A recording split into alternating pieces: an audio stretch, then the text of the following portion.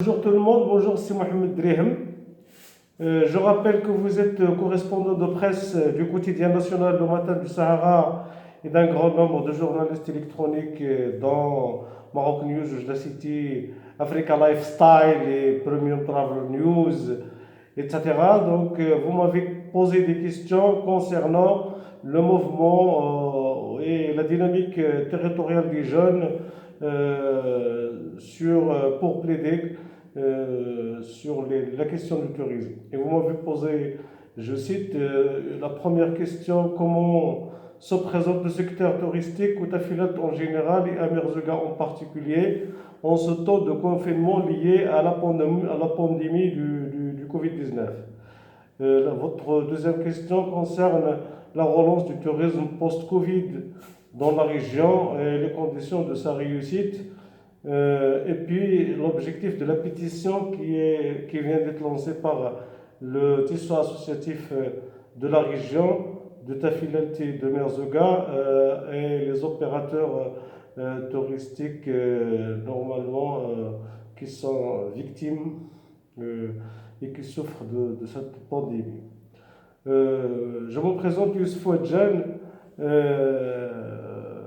cadre de l'éducation nationale, du ministère de l'Éducation nationale, mais vous m'avez posé ces questions en tant qu'acteur associatif, membre de plusieurs associations de la région et de réseaux dans la région de Sam, c'est-à-dire ou les quatre vallées, et le Haut Atlas oriental, la vallée d'Assif Belloul, et Gis, Gris, vallée de Gris, Ziz, le bassin de versation de Gris, Ziz et de Gir. C'est la zone de l'intervention de la plupart des associations avec lesquelles je travaille, en plus de la montagne. Donc, pour vous répondre à votre question, je tiens à vous rappeler ou à rappeler de certaines statistiques qui vous donnent l'ampleur de la catastrophe liée à ce arrêt de l'activité touristique brutale. Donc, euh, pour voir un peu le nombre de victimes, le nombre de gens qui souffrent au jour d'aujourd'hui. Donc, pour vous donner une idée, en 1980, les gens, et avant, on ne s'intéressait pas beaucoup au tourisme. Et même le nombre d'établissements touristiques autorisés à l'époque ne compte qu'un seul. Les bivouacs n'existaient pas à l'époque. Quand on passe à 2010, par exemple, le nombre d'établissements touristiques autorisés au niveau de la collectivité territoriale de Taouz, en guise d'exemple, et elles sont passées à 47, et avec l'apparition de quelques bivouacs qui comptaient au nombre de 4 à 5. En 2019, début 2019, la fin de 2019, on compte plus de 100 établissements touristiques autorisés et dans 62 classés. Et parmi les 62 classés, 42 seulement sont branchés au réseau d'assainissement liquide. Ils sont tous dotés de piscines, et donc vous imaginez la consommation d'eau et les déchets, etc. Et vous imaginez aussi le nombre de gens qui travaillent autour et qui gagnent leur vie autour. Donc pour les bivouacs, ils sont passés de 4 en 2010 à plus de 130. Donc, même les établissements touristiques que j'ai cités, je n'ai cité que celles qui sont autorisées. Et il y a plus de formes d'accueil, de structures d'accueil de touristes qui ne sont pas déclarées, avec beaucoup d'employés et de gens qui gagnent leur vie à côté. Donc, pour le transport, il y a plus de 250, environ 250 chameliers avec environ 1300 dromadaires. Imaginez comment les faire manger au jour d'aujourd'hui. La ration fourragère dépasse 50 dirhams. Et donc, imaginez ces pauvres qui n'ont aucune source aujourd'hui, comment faire nourrir leur bétail qui était utilisé seulement pour le tourisme. Donc, Pour les quads et les bogies, c'est 16 agences, donc environ 130 véhicules.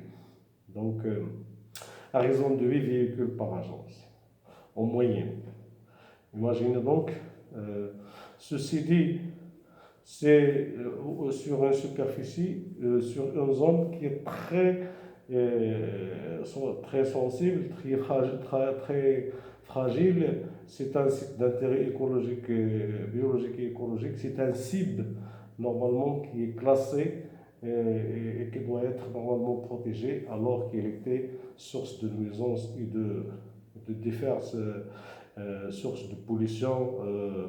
Et donc, le sol, la pollution des nappes, le rejet de déchets, des eaux usées, des fonds septiques, parfois directement dans l'air, la dégradation des milieux, la nuisance paysagère et les déchets solides qui sont souvent non dégradables en absence de décharge contrôlée dans cette destination qui est devenue une destination touristique.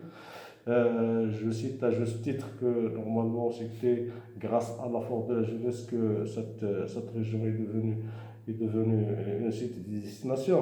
Donc ce sont eux qui ont créé l'activité et autour de cette activité ils gagnent leur vie ensemble. Donc en plus des gens qui viennent pour traiter et avec le sable, donc la sablothérapie, donc les bains de sable, etc., le thermalisme. Donc il y a beaucoup de gens, de sortes de tourisme, de tourisme qui viennent là-bas. Donc au jour d'aujourd'hui, il y a la mise en commun artificielle de toute l'activité, l'arrêt de la mobilité des touristes et de déplacement des personnes, donc a causé de graves catastrophes. Et donc, il y a un arrêt total. Les gens souffrent au jour d'aujourd'hui pour subvenir à leurs besoins quotidiens. Ils sont la plupart entre le marteau et l'enclume. Des engagements d'une part familiale et journalière, les besoins de la vie et des engagements vis-à-vis des créanciers, de la fiscalité, etc. Donc, ils sont vraiment en situation d'embarras et de dilemme. Et parce que c'est jamais vu, c'est brutal, donc les gens ne sont pas préparés, il faut venir à leur aide. Donc le système n'était pas structuré, il était anarchique, il était un tourisme normalement non responsable, il faut le recadrer pour l'avenir. Mais au jour d'aujourd'hui, il y a des priorités. Les premières priorités, c'est de subvenir aux besoins de ces gens, de leur trouver une solution. Ils ne sont pas tous déclarés, ils ne sont pas couverts ils ne sont pas inscrits dans la caisse sociale, la CNSS, donc ils n'ont pas bénéficié au cours du confinement de l'appui et des petites sommes d'argent qui ont été réservées pour ça. Donc ils n'ont pas bénéficié du fonds du Covid-19, alors que la plupart des gens aussi ils ont cotisé à l'époque. Donc c'est une région au jour d'aujourd'hui dont les conséquences aussi, c'est le développement de cette activité pendant plusieurs années a causé un urbanisme et une sédentarisation des nomades. Donc les gens qui ont évolué dans ce système, ils ont subi une socialisation avec une enculturation qui les déracine.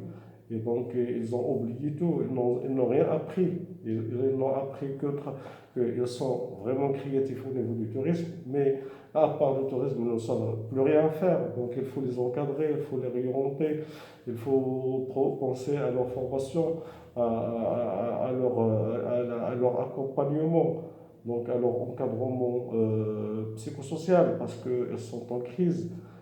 Avant, quand ils se réveillent le matin, ils savent quoi faire toute la journée. Par contre, au jour d'aujourd'hui, ils se trouvent collés au mur et perturbés, donc face à ce destin à eux seuls. Donc, c'est pour cela que dans votre troisième question, vous avez répondu que pourquoi il y a une pétition récemment qui vient d'être lancée, et bien sûr, elle s'inscrit dans la dynamique de la jeunesse de la région, qui essaie de plaider et qui essaie de faire entendre la voix des milliers de victimes de la région. Il faut les écouter, il faut qu'il y ait une intervention immédiate, urgente. Sinon, nous sommes face à une catastrophe. Il faut utiliser notre intelligence collective. Il faut que les responsables viennent s'asseoir avec les gens, les écouter, et travailler avec eux, et essayer de trouver des solutions immédiates, mais aussi de mettre en place une stratégie d'un tourisme responsable, contrôlé, cadré sur les principes du développement durable. Les opportunités de la région elles sont multiples, il faut seulement savoir les exploiter. L'aéroport d'Arachidi, il faut penser à le développer davantage et à développer le transport aérien vers la région. Il faut trouver vraiment des solutions. Il faut pas. Donc, chaque fois, nous sommes dans le couvre-feu, et puis le confinement, le couvre-feu, les gens ils sont limités. Non, il n'y a pas de touristes qui se déplacent. Même les gens, même le tourisme marocain qui vient saisonnier, où là où beaucoup, 10 milliers de personnes y vivent, en se nourrissant et en gagnant leur vie à partir des activités autour des gens qui viennent pour la sablothérapie. Eh bien, il faut une stratégie, vraiment, il faut des solutions immédiates, une stratégie où le tissu associatif peut venir en aide. Il peut aider dans le renforcement de capacités institutionnelles, dans l'encadrement, dans l'orientation des jeunes, ouvrir les yeux à nos jeunes, les favoriser, les favoriser et valoriser les compétences humaines de la région, en leur offrant d'autres opportunités plus vivables et durables. Voilà, donc ça ne peut pas même avant, si le tourisme continuait comme il était, ça va s'en devenir noir. Donc, ça va arriver à un point de non-retour sur tous les plans. Mais au jour d'aujourd'hui, il y a une crise, il y a des problèmes immédiats, et il y a des souffrances immédiates. Les gens n'arrivent pas à payer leurs factures, à payer d'eau, d'électricité. Ils ne peuvent pas honorer leurs engagements vis-à-vis de leur banque et de leurs bailleurs de fonds. Donc, il faut une intervention rapide et il faut trouver une solution pour la couverture sociale. Donc, il faut penser à l'organisation et à la formalisation du tourisme. Et donc, ça ne peut se faire qu'en travaillant avec les parties prenantes, qu'en impliquant toutes les structures, qu'en adoptant des stratégies convergentes et non pas, et donc de réorganiser normalement, de se réorganiser au niveau organisationnel et institutionnel de sorte à trouver normalement des issues que la région mérite et que les gens de la région méritent de leur histoire, qui ont souffert à travers l'histoire et à travers depuis l'indépendance et depuis le protectorat français. Donc, à mon sens, il faut d'abord penser à ce que nos responsables, il faut une volonté politique qui éclaircisse aux gens ce qu'ils attendent. On ne sait pas là où on va. Maintenant, il y a la mise en commun, comme j'ai dit, du tourisme de la mobilité de personnes. Donc, c'est catastrophique. Donc, on nous a coupé le cordon ombilical. Donc, il faut que tout le monde mette les mains pour faire fonctionner notre intelligence collective. Et sûrement, en travaillant ensemble, on va trouver des solutions pertinentes et adéquates.